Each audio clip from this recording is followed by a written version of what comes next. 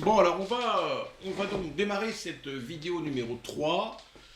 On a vu en vidéo numéro 1, on a rappelé, on a montré le fonctionnement du Varanco. Là, on est toujours d'ailleurs le même jour, hein, on est bien le 16 juin. On va regarder donc l'évolution d'un var en poutre.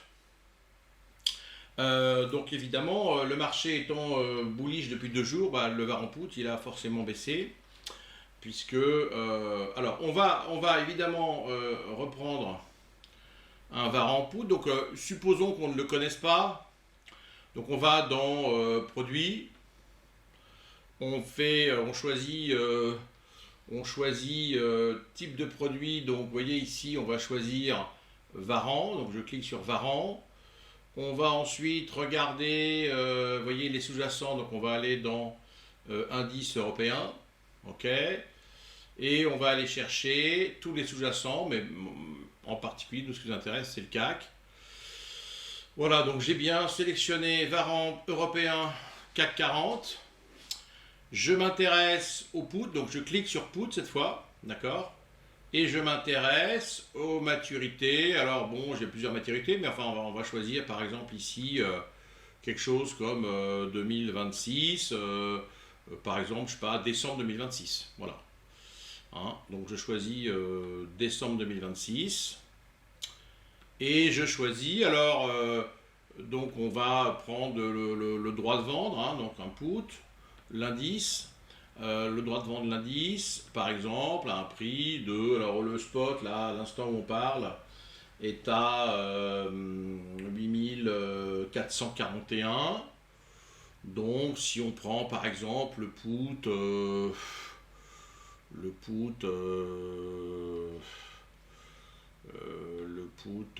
8000, pourquoi pas.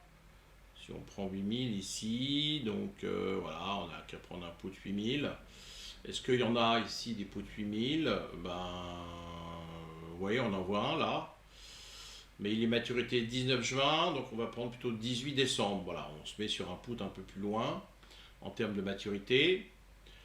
Donc qu'est-ce qu'on voit? Ben, on voit que sur la semaine, évidemment, il a baissé. Hein, il a baissé parce que les marchés ont globalement monté. Hein, ils ont monté, on l'a dit tout à l'heure, parce qu'il y a eu un accord relatif à la fin de la guerre du Golfe, enfin la guerre USA, Iran, etc. Donc bon, c'est pas un cours de géopolitique, mais tout le monde sait évidemment que quand une bonne nouvelle de type fin de la guerre eh bien, arrive, eh ben, naturellement, en général, les marchés sont plus confiants et reprennent la vigueur. Et on voit effectivement que le 11 juin, on était sur du Z1, et un 72, un 76, autour, enfin en tout cas à 21h. Alors on va essayer de prendre le 11 juin, à 10h, on était sur du 1,61, 62. Bon, ça veut dire que, toujours pareil, la fourchette bidasque, hein, donc je pouvais acheter ce var en put à 1,62 et je pouvais le revendre à 1,61 à l'instant donné. Bon, donc c'est évidemment un prix, le prix au 11 juin. Aujourd'hui, on est le 16 et vous voyez qu'il cote ici à droite 1,12. Je peux le revendre à 1,11. Je peux l'acheter 1,12, je peux le revendre à 1,11. Ok. Donc on a bien une forte baisse, évidemment, puisqu'on a baissé de 0,5 à peu près. 0,5, c'est à peu près 30%, 33% de baisse entre le 11 juin et le 16. Donc évidemment que c'est normal, le marché a monté, donc le put, il a baissé. Voilà. Donc, les choses étant posées, l'investisseur qui éventuellement s'intéresse d'un point de vue évidemment dans une logique pédagogique ou d'investissement, ça ne change rien, mais l'investisseur vérifiera toujours bien sûr que ce put fonctionne bien comme il se doit, c'est-à-dire qu'il va baisser quand les marchés montent et il va monter quand les marchés baissent. Puisque je rappelle que l'achat d'un put, c'est une stratégie dite directionnelle, hein, puisqu'on joue une direction, on joue un sens du marché. Alors, si on va voir un peu plus loin, comme on l'a fait pour le Varanco, là, on voit quoi? On voit DE, 000, FD12, J49. Alors je ne l'ai pas dit tout à l'heure, mais je le dis, hein, enfin je le dis, DE, c'est parce que c'est Dutch. Ça veut dire que ce varan, il a été juridiquement enregistré auprès d'une juridiction européenne, mais qui n'est pas spécialement française. Bon. Bon, ça, généralement, c'est pour des raisons de réglementation ou de coûts d'émission qui doivent être plus intéressants dans cette région. Alors, ça tient aussi au fait que je crois que les varans sont gérés par une filiale du groupe Société Générale et que cette filiale n'est pas forcément en France. Ça n'a pas d'importance, ça ne change rien, enfin, ça ne change pas grand-chose pour les investisseurs. Donc, c'est bien un type de produit, c'est bien un varan put. Le sous-jacent, c'est bien le CAC. Donc, je redis bien, c'est le CAC, c'est-à-dire que c'est la valeur de l'indice à terme. C'est-à-dire, comme c'est une option européenne, eh bien, c'est une option qui paiera sa valeur intrinsèque à la fin, c'est-à-dire l'écart entre le spot et le strike. Concrètement, on est sur un put 8000 points. Donc, si le varan, si le spot vaut 4000, bah, évidemment, le put vaudra très cher, puisqu'on aura le droit de vendre à 8000 quelque chose qui vaut 4000. Donc, on voit bien que la valeur intrinsèque de l'option à la fin, c'est K moins S, c'est-à-dire le prix d'exercice moins le spot. Parce que c'est un put. Si c'était un call, ce serait S moins K, l'inverse. C'est-à-dire le spot moins le prix d'exercice. Donc là, on est bien sur une parité de 200 pour 1, d'accord. Donc, c'est-à-dire qu'il faut 200 options pour exercer un sous-jacent. Le type put, prix d'exercice 8000, maturité, alors date d'émission 3 octobre 2025, donc c'est un put qui a déjà un certain temps, puisqu'il date d'octobre de l'année dernière, ok. Et il a une maturité qui est de 18 décembre 2026, donc c'est plus d'un an, hein, donc c'est à peu près un an et 2 mois. Alors, les indicateurs techniques, on appelle souvent les paramètres grecs, en tout cas pour delta, gamma, vega, θ, il y en a d'autres, rho aussi, qui est un indicateur qui mesure la variation du prix du sous-jacent par rapport au taux d'intérêt. Bon là, on ne les cite pas, enfin la Société Générale ne les cite pas parce que ça n'a pas un très grand intérêt de mesurer la variation du call ou du put en fonction d'une variation des taux d'intérêt. Mais en théorie, bien sûr, il y a une petite incidence quand même, légère, mais bon, ça se trouve bien sûr dans la formule de Black-Scholes, que je ne vais pas exposer nécessairement maintenant. On verra plus tard dans les prochaines vidéos, mais pour l'instant, à ce stade, si vous voulez, de progression dans la connaissance des varans, ça n'est pas indispensable du tout, et c'est d'ailleurs pour ça que les émetteurs en général ne rappellent pas nécessairement, bien sûr, la dérivée de la prime par rapport au taux d'intérêt.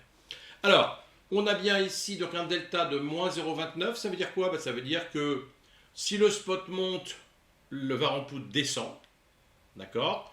Et là, on est sur un taux de descente d'à peu près un tiers, 0,29 c'est presque 0,3, moins 0,3, donc c'est à peu près 30%. Ça veut dire qu'en gros, bah oui, c'est bien un produit qui monte quand ça baisse et qui baisse quand ça monte. Hein, on est d'ailleurs sur une option qui est... donc c'est un put 8000, alors sachant que le CAC cote 8400, d'accord? Donc c'est un put qui est quand même hors la monnaie, puisqu'on a le droit de vendre à 8000 quelque chose qui vaut déjà 8004. D'accord? Donc effectivement, aujourd'hui, la valeur intrinsèque de cette option est à 0, puisqu'on n'a pas intérêt à vendre à 8000 quelque chose qui vaut 8004. Hein, donc c'est un produit qui, effectivement, aujourd'hui a une probabilité d'exercice relativement faible. Et je rappelle que le delta, c'est la proba d'exercice. D'accord? Si on prend la valeur absolue du delta, parce que je vous rappelle qu'il n'y a pas de proba négative, hein, il y a des probas positives, par définition. Donc si on prend la valeur absolue du delta, c'est la valeur absolue de moins 0,29,57, donc ça fait 29,57% de chance ou de malchance, hein, selon comment on se place, mais enfin 29,57% de chance pour que l'option soit exerçable le 18 décembre 2026. Donc vous voyez qu'il y a finalement assez peu de chances, en tout cas pour le marché, que le varan put soit exerçable à la fin de cette période d'exercice, enfin plutôt à la fin de sa vie. Je rappelle que c'est bien un exercice européen et pas américain. Bon, Delta, je leur dis bien, hein, c'est la dérivée de la prime par rapport au spot. Donc c'est de combien va bouger la prime quand le spot monte. Donc si le spot monte, la prime va baisser de à peu près 30% de cette hausse de spot. Donc on voit bien que le VAR en put se déprécie quand le spot monte. L'élasticité, c'est la variation de la prime, donc la variation de la valeur du varan pour une variation de 1%, évidemment du sous-jacent. Donc là, il est normal qu'on ait une élasticité négative, c'est-à-dire que quand le spot monte de 1%, eh bien le varan perd à peu près 11%. Bon, d'ailleurs, c'est à peu près ce qu'on avait trouvé pour le varan call de ce matin, enfin qu'on a vu tout à l'heure. Theta, je l'ai déjà dit, mais je le redis bien pour ce varan put. C'est la dérivée de la prime par rapport au temps. Donc plus évidemment,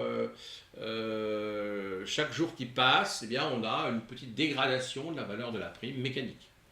Bon, ce qui veut dire d'ailleurs au passage que, ça c'est le θ jour, au bout de 10 jours, on aurait donc 10 fois ce θ. Hein, donc on pourrait avoir une baisse de 0,042. Sachant que là, on a une baisse de 0,0042, ben on aurait une baisse de 0,042 au bout de 10 jours. Vega, c'est la dérivée de la prime par rapport à la volatilité. Donc si la vol monte, eh bien effectivement là, que ce soit un call ou un put, ça ne change pas. Puisque la stratégie d'achat de call ou d'achat de put est une stratégie, enfin sont des stratégies Vega positives. C'est-à-dire que en cas de hausse de la vol, eh bien les varans call et les varans put vont monter tous les deux. La valeur temps, bah, c'est 1,12. Pourquoi? Parce que la valeur intrinsèque c'est 1,12 et que la prime c'est 1,12. Vous voyez, on a bien ici 1,12. Donc je rappelle l'équation de base, hein, valeur temps plus valeur intrinsèque égale, par définition, le prix de l'option. Donc ici, vu qu'on est 1,12 et vu qu'on est sur une option hors la monnaie avec une valeur intrinsèque à 0, c'est normal que la valeur temps soit égale à la prime. Donc 100% de la prime est constituée de valeur temps.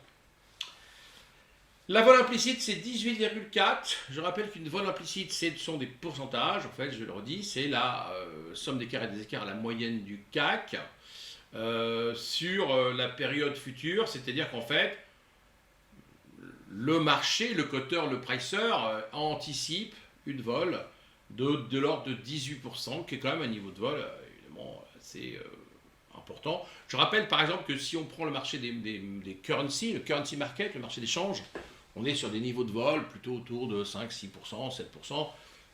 Et les marchés actions par nature sont toujours plus volatiles et donc plus risqués, puisqu'on est sur des niveaux de vol qui peuvent atteindre 20. Ici, bon, on n'est pas très loin des 20% quand même. Bon, le pas de cotation, c'est juste pour dire que les variations, d'ailleurs, le pas de cotation, là, il est donné, mais je crois qu'il est plutôt calculé automatiquement par un logiciel. Il est donné à moins 6,78. Bon, je ne sais pas comment il est calculé, hein, mais je pense que le pas de cotation, en fait, c'est 0,01 tout simplement. Hein. Je ne sais pas comment il est calculé, là, j'avoue que je ne sais pas trop comment, bon, peu importe. En théorie, le pas de cotation, c'est ce qu'on appelle le mouvement minimum de variation d'un produit financier. Bon, là, je ne vois pas pourquoi il serait de 6,78, mais enfin, bon. On va considérer que c'est une valeur qui n'a absolument aucun effet, si vous voulez, sur aussi bizarre que ça puisse paraître, sur la cotation. Le point mort, bah ça c'est le point à partir duquel un acheteur de put commencerait à être gagnant en cas de baisse. Je vous rappelle qu'il faut récupérer la prime payée. Hein. Donc évidemment, il faut qu'on commence à gagner sur un put quand on a évidemment le spot qui est inférieur au strike, mais sachant qu'on a quand même payé une prime. Donc cet écart de prime, on le retrouve évidemment ici entre les 8000 et les 7776. Bon, voilà, on a dit l'essentiel. Alors, si on va regarder donc un petit peu l'histoire de ce VAR en put, hein, en tout cas son historique de prix, vous voyez, on voit que, si je clique d'ailleurs sur le sous-jacent à côté, donc le put, le CAC 40, on voit très bien que là, le CAC 40, effectivement, globalement, il monte sur la période entre le 10 juin et le 16 juin, et donc mécaniquement, on a une baisse du prix du VAR en put. Donc tout ça est parfaitement logique, habituel et prévisible.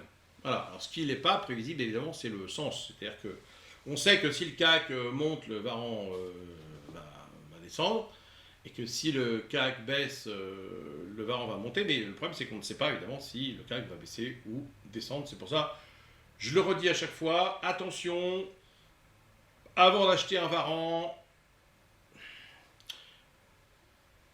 essayez de vous poser plein de questions. On refera des vidéos sur les stratégies, hein, sur la stratégie généralement d'investissement en varan. Là, je rappelle bien que il faut vraiment avoir beaucoup réfléchi pour prendre une stratégie directionnelle, pour adopter une stratégie directionnelle, c'est-à-dire une stratégie où on pense que on va monter ou descendre. En général, il faut avoir raison assez vite pour pas justement se prendre le tétard dans la figure, c'est-à-dire pour ne pas avoir une valeur temps qui vient manger ce qu'on appelle en américain le time decay, c'est-à-dire l'idée que le temps, la décadence liée au temps, vous voyez, l'espèce de l'effritement de la valeur de la prime liée au temps. Pour lutter contre ça, ça veut dire qu'il faut avoir raison assez vite et être en mesure de revendre le varan le plus vite possible une fois qu'on l'a acheté, pour ne pas se faire manger de sa prime, pour pas que la prime descende trop. Voilà, ça c'est très important. Voilà, je crois qu'on a fait le tour de ce produit. Alors ça, c'est sur une semaine. Vous voyez, si je me mets sur un mois, on voit bien les courbes qui ont tendance à être symétriques par rapport à l'axe des abscisses.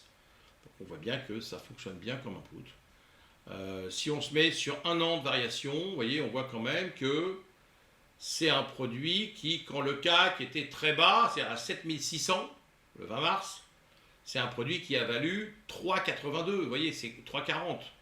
Et c'est quand même tout à fait, même 3,82, c'est ça. Vous voyez, ici, on voit bien, avec un sous-jacent à 7612 points, le vendredi 20 mars 2026, ce produit valait 3,82. C'est normal, c'est un put, alors que le spot CAC était très bas. Donc on voit bien que si vous aviez acheté ce varan en mars 2026, le 20 mars, aujourd'hui vous seriez en train d'essuyer une perte très importante, puisque vous auriez divisé par 3, 3,5 la valeur de votre varan. Autrement dit, vous seriez pas tellement content, pour parler simplement. Voilà, et si on prend le max, c'est-à-dire, je pense qu'on a à peu près le même graphique, voilà, puisque le max, il a à peu près un an aussi. Il a été mis en octobre, apparemment, en octobre 2025. On voit très bien, là, ce beau graphique illustre très bien la vie de ce varan, qui a une vie quand même assez agitée, puisque, vous voyez, au départ, on part à 2,9, on monte assez vite à 3,29. Et puis, le marché il monte, il baisse, il monte, il baisse. Là, il y a une forte hausse du CAC à 8600. Donc évidemment, en février 2026, le varan a perdu pas mal de sa valeur quand même. Et puis après, il s'envole pour remonter à 3,45, et 3,84, à la faveur d'une assez forte baisse en mars. Et puis après, il monte, il baisse un peu en fonction de ce qui s'est passé dans le Golfe. Voilà pour résumer ce varan put. Je vous remercie. Donc là, on vient de finir la vidéo 3 et on va bientôt préparer la vidéo 4. Merci beaucoup de votre attention.